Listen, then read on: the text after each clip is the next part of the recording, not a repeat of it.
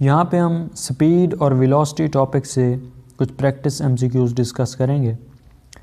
First of all question है, क्या steel ball covers half of its distance with velocity vi and other half with velocity vf in the same straight line. तो यहाँ पे question के अंदर ये mention है कि एक स्ट्रेट लाइन के अंदर एक बॉडी वेलोसिटी v1 के साथ एक हाफ पाथ को कवर करती है और अदर हाफ जो है वो वेलोसिटी vf के साथ। तो ये वो केस है कि जिसके अंदर जो इनका डिस्टेंस है वो सेम है। हाफ डिस्टेंस उसने पहले कवर किया और फिर हाफ बाद में किया। तो हमने लेक्चर में डिस्कस किया था कि इक्वल डिस्टेंस के केस के अंदर अगर एवरेज वेलोसिटी फाइंड आउट करनी हो तो हम अगर 2 वेलोसिटीज़ गिवन हो तो जो फार्मूला इस्तेमाल करते हैं वो 2v1 v2 over v1 plus v2 होता है। तो यहाँ पे v1 की जगह हम vi पुट करेंगे क्योंकि ये फर्स्ट हाफ का उसकी वेलोसिटी है और जो सेकंड हाफ की वेलोसिटी गिवन है वो vf है।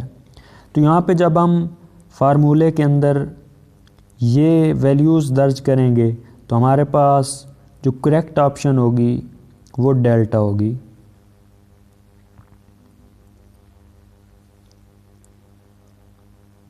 सेकंड क्वेश्चन है कि एक फिगर गिवन है और डिस्टेंस कवर हमने फाइंड आउट करना है। तो फर्स्ट ऑफ ऑल इस फिगर की एक्स एक्सिस पे हमें वेलोसिटी और वाई एक्सिस पे टाइम गिवन है। तो डिस्टेंस के लिए हम s is equal to v multiply by t इस रिलेशन को इस्तेमाल करते हैं। याद रखिएगा कि ग्राफ के अंदर अगर स्लोप फाइंड आउट करनी हो तो हम y axis over x axis यानी हम उनकी डिवीजन से फाइंड आउट करते हैं। लेकिन अगर एरिया फाइंड आउट करना हो तो हम उनकी लेंथ और विड्थ उनको मल्टीप्लाई करते हैं। तो यहाँ पे चूँकि हमने डिस्टेंस फाइंड आउट करना है और डिस्टेंस का जो फार्मूला होता है वो v मल्टीप्लाई बाई t होता है, यानी इस ग्राफ का जो एरिया है वो हमें डिस्टेंस की वैल्यू देगा। तो यहाँ पे हम अगर इस ग्राफ का एरिया फाइंड आउट करें तो याद रखिएगा कि ग्राफ की शेप के मुताबिक हम मुख्तलिफ़ रिलेशन इस्तेमाल करते हैं एरिया को फाइंड आउट करने के लिए, जो कि हम किसी अलग वीडियो के अंदर डिस्कस करेंगे। तो यहाँ पे जो हम रिलेशन एरिया का इस्तेमाल करेंगे वो 1/2 लेंथ ज़रब विड्थ, और लेंथ और विड्थ की जगह हम वेलोसिटी और टाइम इनको मल्टीप्लाई करेंगे यहाँ पे। तो हमारे पास जो आंसर होगा वो अल्फ़ा होगा। नेक्स्ट क्वेश्चन है कि एक बॉडी एक पॉइंट से मूव करना शुरू करती है और फिर रिटर्न बैक होती है और फिर सेम पॉइंट पे आती है। तो इस केस में एवरेज स्पीड और वेलोसिटी क्या होगी? सबसे पहले तो जब उसने एक पॉइंट से मूव करना शुरू किया तो उसने एक पाथ को कवर किया जिसको हम डिस्प्लेसमेंट 1 का नाम दें, और फिर वो वहाँ से टर्न होती है और अपोजिट डायरेक्शन के अंदर दोबारा उसी पॉइंट की तरफ मूव करना शुरू करती है, और ये उसने डिस्प्लेसमेंट 2 अपोजिट डायरेक्शन में तय किया। चूँकि यहाँ पे हम डिस्प्लेसमेंट का ज़िक्र कर रहे हैं तो यहाँ हम डायरेक्शन की वजह से नेगेटिव साइन d2 के साथ लिखेंगे, और हम अगर एवरेज वेलोसिटी के फाइंड आउट करेंगे तो वहाँ पे भी हम नेगेटिव साइन उसको यूज़ करेंगे।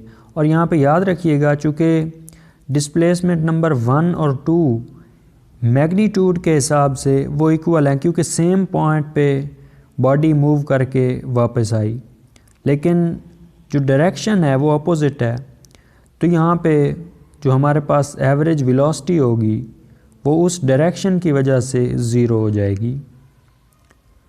और अगर हम एवरेज स्पीड की बात करें तो स्पीड में हम सिर्फ मैग्नीट्यूड को कंसीडर कर रहे होंगे, वहाँ पे डायरेक्शन की वजह से हम नेगेटिव साइन नहीं लिखेंगे। तो हमारे पास जो एवरेज स्पीड होगी उसकी वैल्यू 0 नहीं होगी। तो यहाँ पे अगर हम ऑप्शंस पे गौर करें तो alpha option average speed is 0, तो ये ऑप्शन ए यहीं पे गलत, क्योंकि एवरेज वेलोसिटी ज़ीरो होगी इस केस में। तो average speed and average velocity depend upon path, ये ऑप्शन भी नहीं हो सकता, क्योंकि एवरेज वेलोसिटी तो डायरेक्शन पे चूँकि डिपेंड करती है, लेकिन एवरेज स्पीड का हम नहीं कह सकते कि वो पाथ पे डिपेंड करेगी। और सी ऑप्शन कि एवरेज स्पीड और एवरेज वेलोसिटी दोनों ज़ीरो, तो ये ऑप्शन भी गलत हुई। तो फोर्थ ऑप्शन हमारे पास करेक्ट होगी कि जिसके अंदर जो एवरेज वेलोसिटी है वो ज़ीरो है। और वो क्यों ज़ीरो है? वो डायरेक्शन की वजह से जब हमने नेगेटिव साइन लिखा तो उस वजह से वैल्यू एवरेज वेलोसिटी की वो ज़ीरो हुई। लेकिन एवरेज स्पीड चूँकि उसमें डायरेक्शन का रोल नहीं होगा तो वो ज़ीरो नहीं होगी।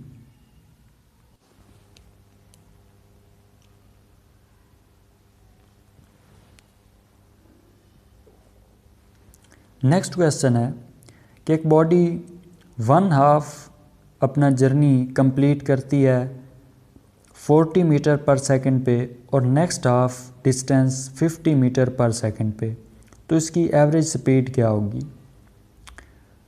तो सबसे पहले ये एक बॉडी है जो कि मूव कर रही है 40 मीटर पर सेकंड वेलोसिटी के साथ। इसने एक डिस्टेंस 1/2 कवर किया और फिर 50 मीटर पर सेकंड की वेलोसिटी v2 के साथ एक सेकंड पाथ कवर किया जो कि इक्वल है फर्स्ट हाफ पाथ के। तो यहाँ पे चूँकि जो केस है वो इक्वल डिस्टेंस का है और हमने लेक्चर के अंदर ये डिस्कस किया था कि अगर हमें दो वेलोसिटीज़ गिवन हो और इक्वल डिस्टेंस का केस हो तो उस केस में जो हम रिलेशन इस्तेमाल करते हैं वो 2v1 v2 over v1 plus v2 ये रिलेशन इस्तेमाल करते हैं एवरेज स्पीड को फाइंड आउट करने के लिए। तो जब हम इसके अंदर वेलोसिटी v1 और v2 की वैल्यूज़ पुट करेंगे तो हमारे पास फाइनल आंसर आ जाएगा और वो कितना होगा? वो 44.4 मीटर पर सेकंड होगा।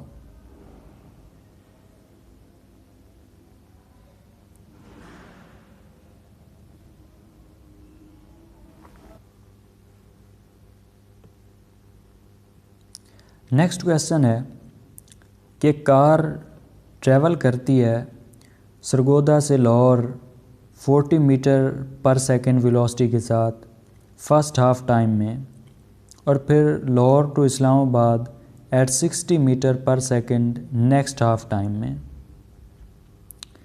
तो यहाँ पे अगर हम गौर करें तो सरगोदा से लाहौर जो उसने 40 मीटर पर सेकंड वेलोसिटी के साथ जो पाथ कवर किया, जितना टाइम उसने इस पाथ को कवर करने में लिया उतना ही टाइम लाहौर से इस्लामाबाद के लिए लिया।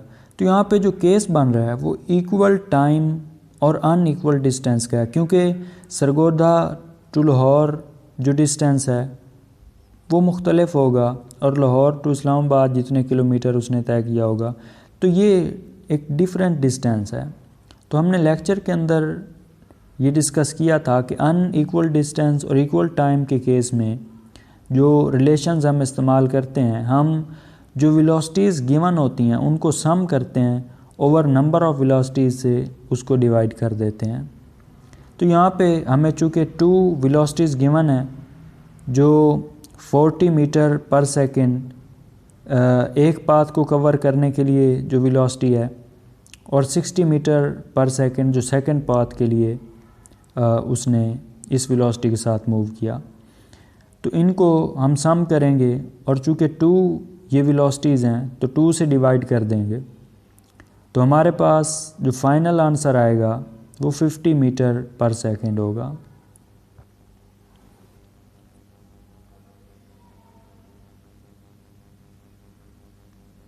लास्ट क्वेश्चन है कि एक कार 2/3 डिस्टेंस कवर करती है 60 मीटर पर सेकंड वेलोसिटी के साथ और 1/3 distance 20 metre per second velocity के साथ, तो उसकी एवरेज स्पीड क्या होगी?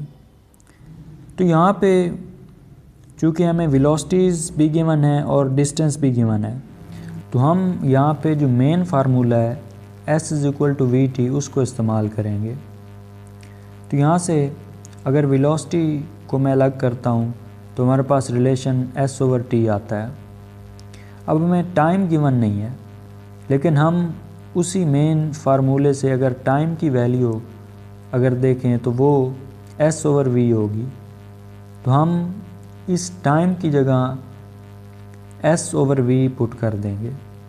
याद रखिएगा कि जो हमने ये जो दो फार्मूलाज ड्राइव किए थे इक्वल डिस्टेंस के केस में 2v1 v2 over v1 plus v2, ये भी इसी मेन फार्मूले से ड्राइव्ड हैं।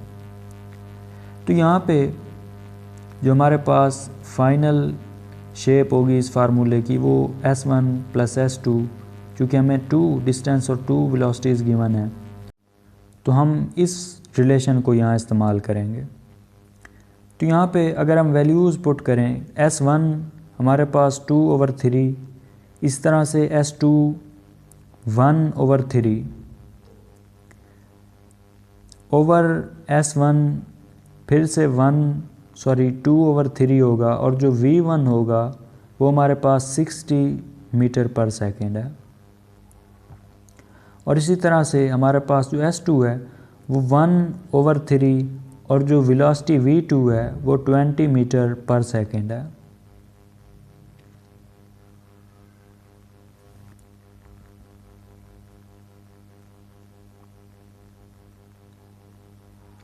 अब हमारे पास ये जो दो वैल्यूज़ हैं, एक ऊपर है और एक नीचे, हम इन दोनों का एलसीएम लेंगे। सबसे पहले नीचे वाली वैल्यूज़ को अगर हम शॉर्ट फॉर्म के अंदर लिखें तो वो ये होगी, और इसके बाद हम इसका एलसीएम लेंगे तो 180 हमारे पास, हम इसका एलसीएम लेके इसको जब सॉल्व करेंगे तो 5 ओवर 180 इसका आंसर होगा। और इसी तरह से अगर ऊपर वाली जो वैल्यू है उसका हम एलसीएम लें तो उसका जो फाइनल आंसर आएगा वो हमारे पास 1 होगा। अगर हम इसको मज़ीद सॉल्व करें तो हमारे पास जो ऊपर टोटल वैल्यू हमारे पास बची वो 1 है और नीचे 5 ओवर 180। तो जब हम इसको रीअरेंज करेंगे तो हमारे पास 180 ओवर 5 ये वैल्यू आएगी, और इसको जब हम सॉल्व करेंगे तो हमारे पास एवरेज वेलोसिटी आ जाएगी जो कि 36 मीटर पर सेकेंड होगी। सो हमारे पास जो अल्फ़ा ऑप्शन है वो करेक्ट होगा।